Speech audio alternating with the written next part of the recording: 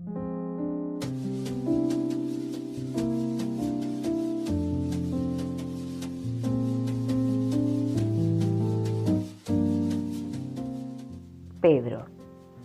un ejemplo de lo que significa crecer en la gracia.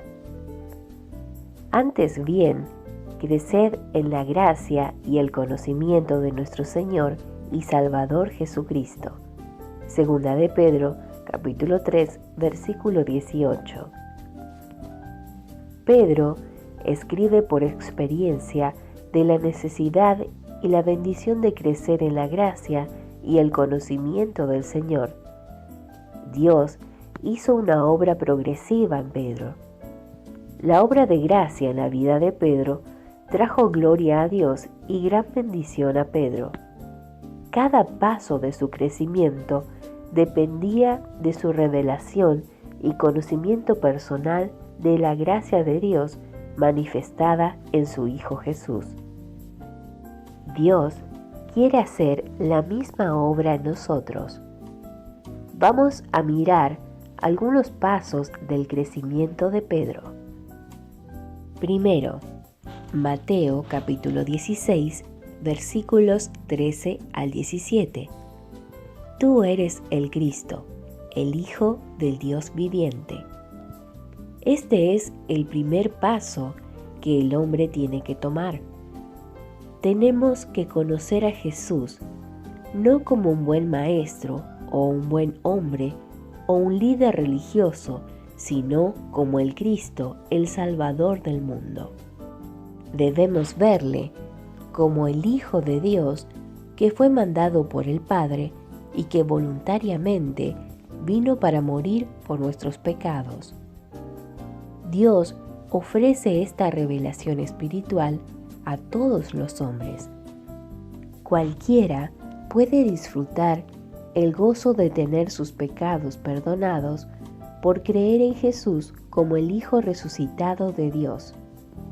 Aún Pedro, con toda su carnalidad y sus fallas, recibió esta revelación directamente del Dios viviente. Usted también puede recibir una revelación personal de Jesús como su propio Salvador si es que aprovecha la fe que Él le da. Segundo, Mateo capítulo 14, versículos 22 al 33. Verdaderamente eres Hijo de Dios. Pedro ya sabía que Jesús era el Cristo, pero aquí vemos que él empieza a entender en una manera práctica y diaria quién es el que le cuida. Pedro empezó por la fe a andar sobre las aguas, pero después miró la tormenta que era tan grande y al mirarla tuvo miedo y comenzó a hundirse. Después de haberlo sacado del mar, Jesús demostró su gran poder calmando la tormenta y mostró la poca fe y la necedad de Pedro al tener miedo. Pedro creció un poquito en su conocimiento de Jesús aquel día. Dijo: verdaderamente eres Hijo de Dios. No es Hijo de Dios según doctrina nomás, sino es el Hijo Todopoderoso de Dios que personal y cariñosamente me cuida y me protege cada día. Necesitamos crecer hasta esta revelación. En nuestra vida diaria, sea en el colegio, en el mercado o en el trabajo, debemos reconocer el poder del que anda con nosotros. Cuando los grandes problemas y pruebas vienen, en vez de mirar la tormenta y ser hundidos, mire a Jesús. No hay ningún problema que sea más grande o más poderoso que el Hijo de Dios. En su tormenta, ore a Dios en el nombre de Jesús. Confíe en el poder de Jesús y podrá andar con Él encima de las aguas en victoria y paz en medio de la tormenta. Es una cosa ser salvo y escuchar de Jesús en la escuela dominical o en la iglesia, pero es otra cosa crecer hasta el punto de conocer que Él es verdaderamente el Hijo de Dios, que tiene el poder y el amor para protegerle en cada situación en una manera real y personal. Tercero, Mateo capítulo 17, versículos 24 al 27. Hallarás un estatero, tómalo y dáselo por mí y por ti. El crecimiento de Pedro continúa. Es preciso que aprendamos a confiar en Jesús para nuestras necesidades materiales. No somos de este mundo, pero ciertamente por un tiempo estamos en el mundo y sujetos a su economía. Muchos de los creyentes están tan ansiosos por sus necesidades materiales. Tienen miedo de no tener lo suficiente. Muchos ponen su esperanza en su trabajo o en otras personas para suplir sus necesidades. Dios sabe bien lo que nos falta. Jesús le habló a Pedro primero porque ya sabía la situación, pero lo importante para Jesús fue que Pedro entendiese la lección espiritual. No somos de este mundo. El sistema mundial anda por el principio del dinero. Por eso, todo el mundo busca la riqueza sobre todo lo demás. Los jóvenes van a la universidad para poder ganar más dinero con su educación. No hay nada de malo en la educación o en ir a la universidad. Al contrario, si Dios le da la oportunidad de recibir más educación, hay que tomarla con acciones de gracias. Pero el peligro es que ponemos el deseo de ganar dinero en primer lugar y olvidamos lo espiritual. Porque raíz de todos los males es el amor al dinero. Primera de Timoteo capítulo 6, versículo 10. Como dijimos, porque estamos en este mundo, tenemos necesidad de lo material. Lo que debemos entender es que Dios siempre suplirá la necesidad de los que confían en Él. Dios tiene sus maneras de suplir. Él puede usar la boca de un pez, como en el caso de Pedro, o los cuervos, como en el caso de Elías, o sus propias manos, como fue el caso de Pablo muchas veces. Su instrumento no es importante, sino la verdad de que Él es fiel para suplir cada una de nuestras necesidades materiales. Mi Dios, pues, suplirá todo lo que os falta conforme a sus riquezas en gloria en Cristo Jesús. Filipenses capítulo 4, versículo 19. Nuestra parte es obedecer esta exhortación.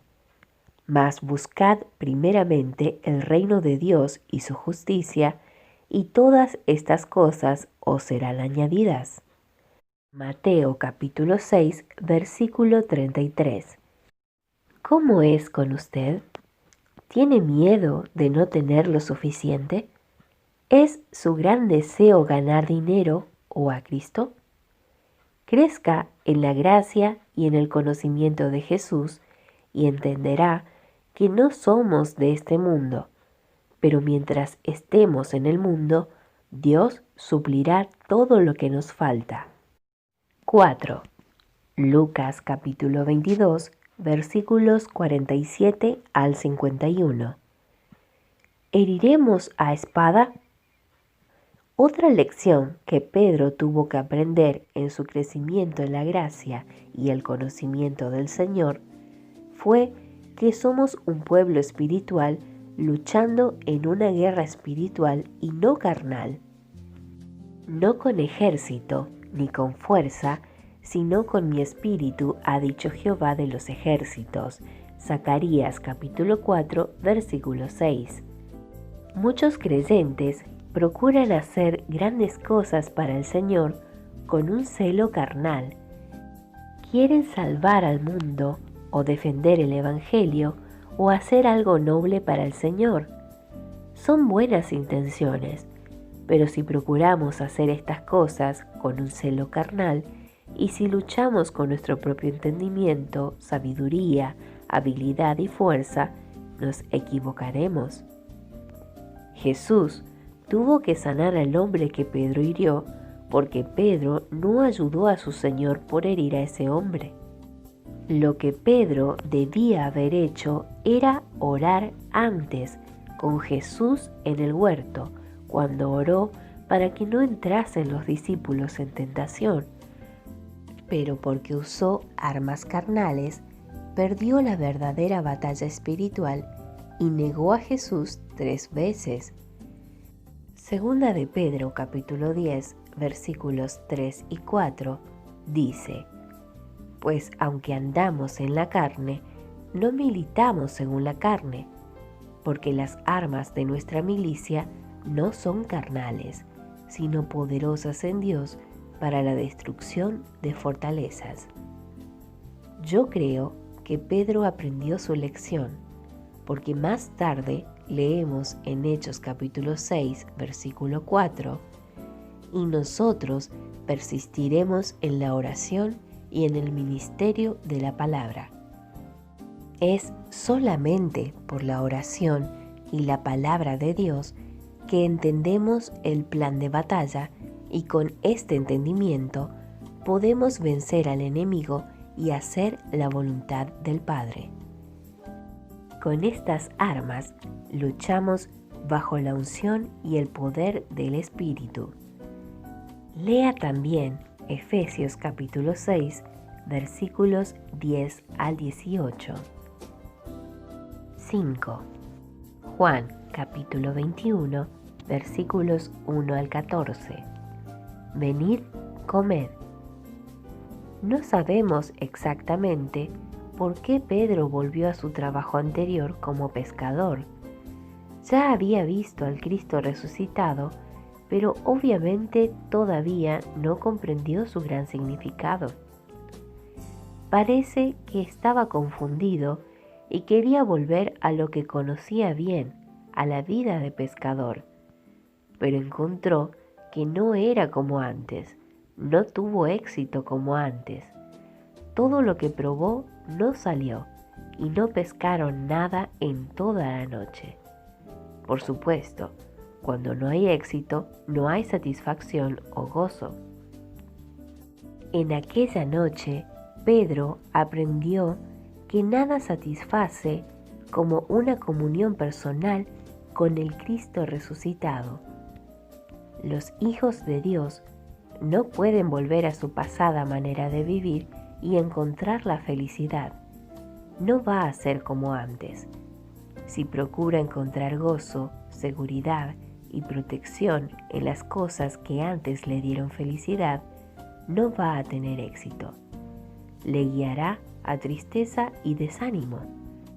Esto no quiere decir que al ser salvo tenemos que dejar nuestro trabajo, pero sí quiere decir que ahora no confiamos en nada ni en nadie para nuestro sostén, paz, gozo y protección, sino en Jesús. Él es nuestro contentamiento y ahora vivimos por Él y para Él. No pescaron nada en toda la noche. No tenía nada para satisfacer su hambre, ni tampoco para vender y pagar sus cuentas. Entonces vino Jesús y dio instrucciones para recibir un milagro de su gracia que fue más que suficiente para suplir sus necesidades, y después preparó algo para satisfacer su hambre en ese momento, y les dijo: venid, comed. Gloria a Dios. Jesús hará lo mismo para usted, si puede aprender que nada satisface como una comunión personal con Cristo. 6. Gálatas capítulo 2, versículos 11 al 14. pero cuando vi que no andaban rectamente conforme a la verdad del Evangelio. Pedro había tenido una gran revelación de la gracia de Dios para con los gentiles. Dios le usó para presentar la salvación a los gentiles en la casa de Cornelio. Vio a aquellos gentiles recibir la unción del Espíritu Santo y sabía bien que Dios, en esta edad de la Iglesia, no hace acepción de persona. En el Concilio de Jerusalén, Pedro declaró: «Antes creemos que por la gracia del Señor seremos salvos de igual modo que ellos». Dios le dijo antes que no debía llamar común lo que Dios limpió. Estaba comiendo con sus hermanos en Cristo, que eran gentiles según su nacimiento natural, hasta que viniesen algunos hermanos judíos de Jerusalén. Desde ese momento empezó a vivir según los pensamientos y enseñanzas del hombre, en vez de vivir según la verdad revelada. La lección que Pedro tuvo que aprender fue la importancia de vivir en la realidad y el poder de toda la verdad. Es una cosa conocer la verdad en la cabeza y es otra cosa permitir que esa verdad domine la manera en que vive cada día. La verdad cambiará la manera en que usted habla, piensa y actúa. Decimos que creemos que somos nuevas criaturas, un pueblo celestial, y que Cristo viene por un pueblo preparado. ¿Estamos andando rectamente conforme a la verdad del Evangelio? ¿O según la corriente de este mundo? ¿O aún según la corriente de los religiosos? Ande en la verdad y conocerá la bendición y el poder de tal vida.